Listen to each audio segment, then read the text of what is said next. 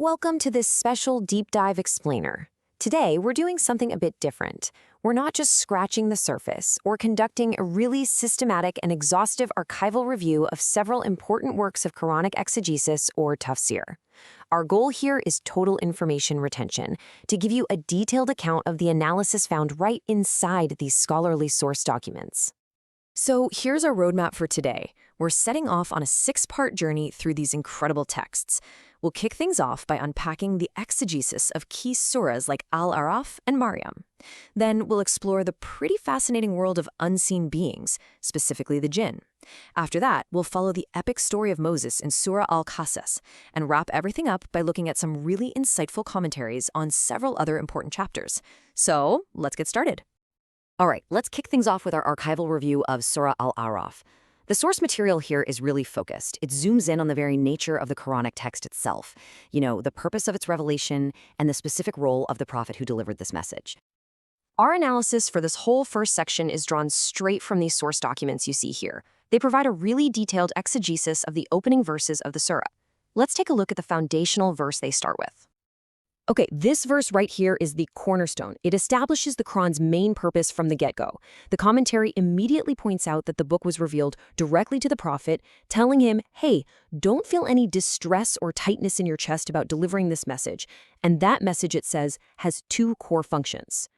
Now, this is where the source text makes a really profound distinction. It separates prophecy, that personal divine link with God, from messengership, which is the public duty to actually share that message. And to prove that divine connection, a prophet needs a miracle, right? Something that just shatters the boundaries of what humans can do. Well, the source argues that the Quran is that miracle. It's not just a book. It's presented as a standing testament to the divine, with all of its wisdom flowing from what the text calls the light of revelation. Okay, so building on that idea, let's turn to the source's analysis of what are known as the disjointed letters, or huruf muqatta'a. These are the mysterious letter combinations that show up at the start of 29 different surahs. In the case of Al-A'raf, they are alif, lam, mim, sad. And the exegesis here is just fascinating. On one level, these letters are seen as symbols, maybe representing God's divine names. But there's this other, really powerful interpretation, that they are a direct challenge to all of humanity. The text is basically saying, look, this Quran is made from the very same letters you use in your everyday language. If you really doubt its divine origin, then go ahead, try to create something even remotely like it. And the fact that no one in over 1,400 years has been able to meet that challenge is, according to the source, the ultimate proof of its divine source. Okay, let's switch gears a bit. We're now shifting our archival focus to the source text's really detailed analysis of unseen entities. Specifically, we're going to examine the exegesis on the jinn and the shayateen, or devils, and how they interact with the human world. This document right here is our foundation for this section. It centers on a key verse from Surah Al-An'am that describes this really complex web of interaction between humans, jinn, and the forces of misguidance. And this verse, it's absolutely crucial to understanding what the source is getting at. It establishes that, opposition to divine guidance isn't new. It's a historical constant for every single prophet. And this opposition comes from shayateen al-insi wal jinn, devils from among both mankind and the jinn. The mechanism of how they operate is key. They inspire one another with zukhruf al-qawl, which you can translate as decorative, beautified, or deceptive speech. And it's all for the purpose of delusion. Think of it like 2 different radio frequencies broadcasting at the same time. On one channel, you have divine revelation, or wahi ilahi, a clear, powerful signal from God to his prophets, broadcasting pure truth and guidance. But on this other channel, you have satanic insinuation, wahi shaitani. It's a distorted, crackly signal of that decorative speech whispered between devils. And it's designed to do one thing: lead people astray. It's not an open broadcast of truth, it's a secret, deceptive whisper. So let's follow that thread a little further. The analysis in our source documents then moves on to an examination of Surah al-Jinn itself, and it connects this theological concept to actual historical pre-Islamic practices involving these very beings. Imagine this: you're an Arab traveler back then, moving through a desolate, scary valley at night. You're so afraid of the unseen that you call out for protection from the master of the valley, the chief of the local jinn. The Quran says this practice only made the jinn more arrogant. Now, picture this. That same type of being, a jinn, happens to overhear the prophet reciting the Quran. The effect is instantaneous and completely transformative. They don't just hear words, they hear an amazing Quran that hits them with the force of truth. They go from being these arrogant lords of a valley to humble messengers, rushing back to warn their own people. It's just a powerful story of transformation. All right, our next deep dive takes us into the rich and beautiful narratives found within Surah Maryam. The source material for this section is really focused on the deeply personal and miraculous stories of the prophets Zakaria and Idris. So the source we're leaning on here provides this incredible, granular, almost line-by-line breakdown of the prayers and the key events in the surah. It really gives us a window into the theological and emotional depth of the text. The analysis starts with this incredibly moving and eloquent prayer from the prophet Zakaria. I mean, it's a moment of profound vulnerability, but at the same time, unwavering faith. The source commentary really dives deep into the specific language he uses to pour his heart out. The source meticulously unpacks this prayer. You see, it highlights Zakaria's incredible humility as he describes his physical decline. His bones are weak, his hair is white, but even in that weakness, his faith is rock solid. He's not just asking for a son, he's asking for a waliya, a spiritual heir to carry on his prophetic legacy. And get this, when his prayer is answered, he asks for a sign, not because he doubts, but out of this very human desire for certainty. And the sign itself is a miracle. His tongue is sealed for 3 nights, even though he's perfectly healthy. The whole story, as the source explains, is this powerful example of divine mercy showing up right at the moment of what looks like utter human hopelessness. Okay, staying within Surah Maryam, let's turn our attention now to the source's commentary on another revered figure, the prophet Idris, and the very special station he was granted. So the source then turns to the prophet Idris, describing him first as a man of immense truthfulness. But then comes this fascinating phrase, and we raised him to a high station. So what does that mean exactly? The commentary explores this mystery, and it notes that while some scholars see it as a high spiritual rank, a really significant theological position holds that it was a physical ascension, that he was actually raised bodily to the heavens, which would be a unique honor among the prophets.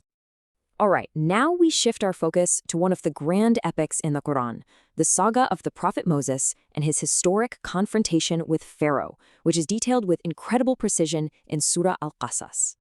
And what these source documents do is they provide this meticulous account of the oppressive political world that Moses was born into.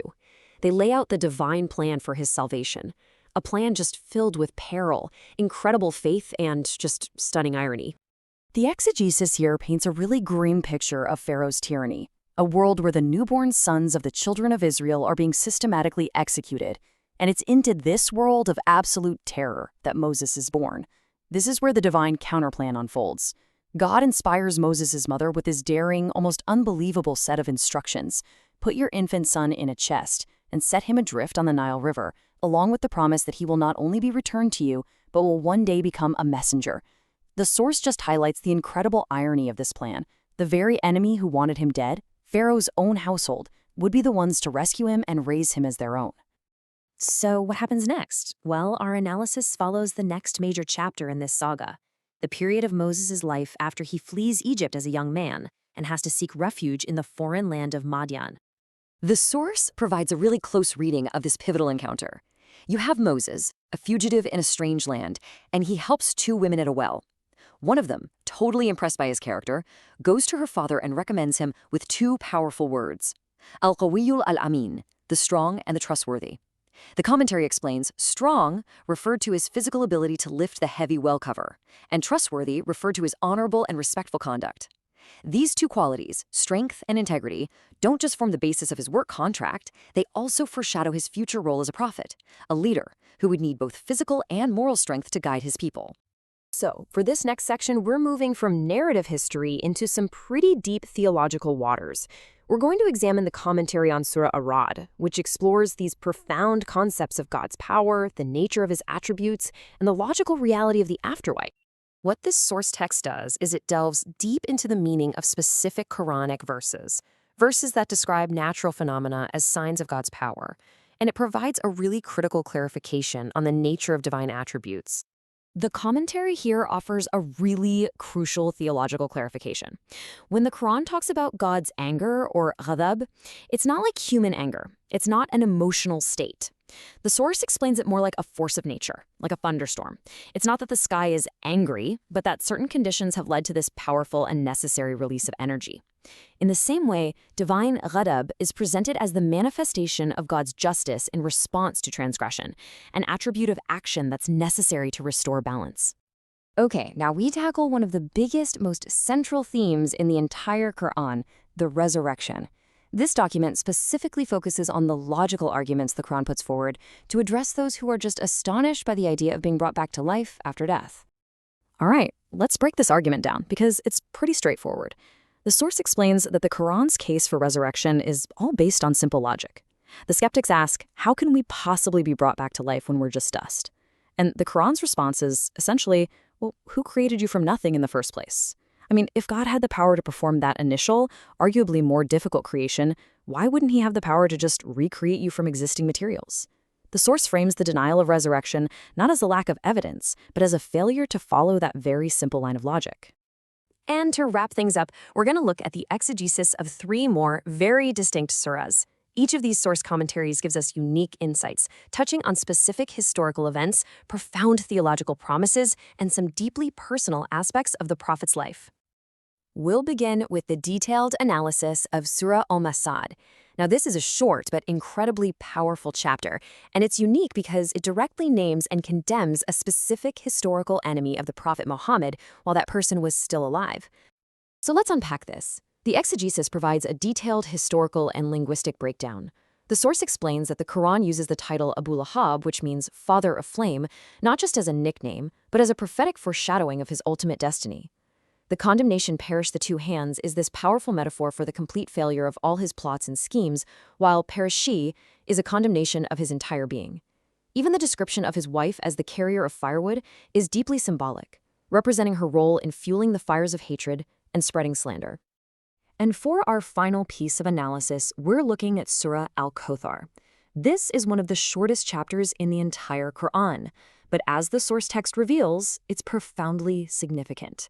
It acts as a divine consolation and a powerful promise directly to the Prophet. This source document here connects the theological meaning of Al-Kawthar, which means abundance, directly to a really painful personal attack on the Prophet. You see, his enemies would mock him after the death of his infant sons. They'd call him Abtar, or cut off, which was this incredibly cruel taunt meaning he had no one to carry on his name. This surah, according to a primary interpretation in the source, is a direct divine response to that pain.